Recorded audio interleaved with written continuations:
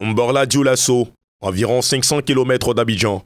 Ce village dominé par le groupe ethnique Djimini est occupé à 100% par des familles musulmanes.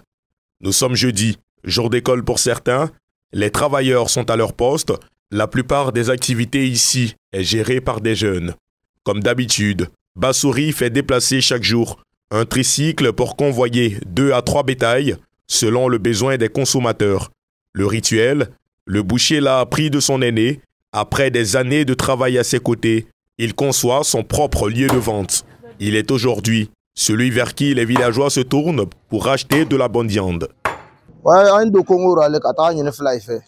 Nous rentrons en brousse pour aller chercher le bétail avec les peuls. La distance est longue et le coût varie entre 30 000 francs et 20 000 francs CFA. Il y a des jours où le business est rentable, parfois c'est difficile de s'en sortir avec quelque chose. Tout comme Bassouri, d'autres jeunes travaillent dur pour survenir aux besoins de leur famille. C'est le cas de Diabagaté Amadou, qui a dû quitter Abidjan et son quotidien difficile pour venir appliquer ce qu'il sait faire de mieux, la ferronnerie.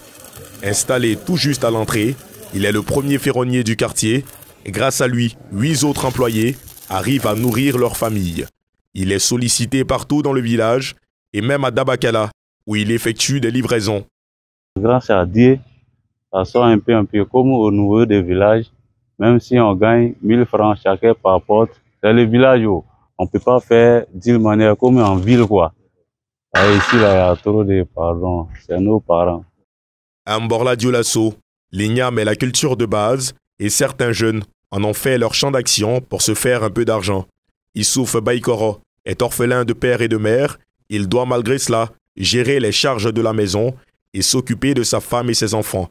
Dans son petit moulin, Issouf fait moudre du maïs, de l'arachide et du riz. Il est le seul à le faire dans le village. Ce jeune fait face à certains défis. Ses machines ne lui appartiennent pas entièrement. Il doit, après chaque mois de travail, verser une somme à son bailleur pour acquérir ses biens. Monsieur Bourret, tout ça là, il y a les 2 machines là. Le problème avait, il n'a pas fait le moteur. Donc, machine là, il travaille ça d'ici avant longtemps. C'est un patron de travail ici. Donc, comme ils ont arrêté, ils vont travailler. Donc, il a dit qu'il y a besoin de moteur et compteur. Il n'a pas me donné le compteur et moteur travail pour payer les trucs là. L'argent, comme ça, on a parlé, on m'a donné, j'ai commencé à travailler et faire pour un peu. Mohamed et Issouf connaissent des jours difficiles, mais ont foi que demain sera forcément beau. Ils exhortent les autres jeunes à sortir de leur zone de confort et à travailler pour être à l'abri du besoin. Pour les jeunes là, moi je demande beaucoup de... Quand j'ai pris là, je demande Dieu pour ça. Les enfants là, pour qu'ils n'ont qu'à travailler. Demain aussi, ils doivent attraper les enfants aussi pour leur apprendre les travaux. Ça fait le travail là, il nourrit tout le monde ici. Depuis tout petit, il aime le travail. Bon, il n'a jamais bras croisés.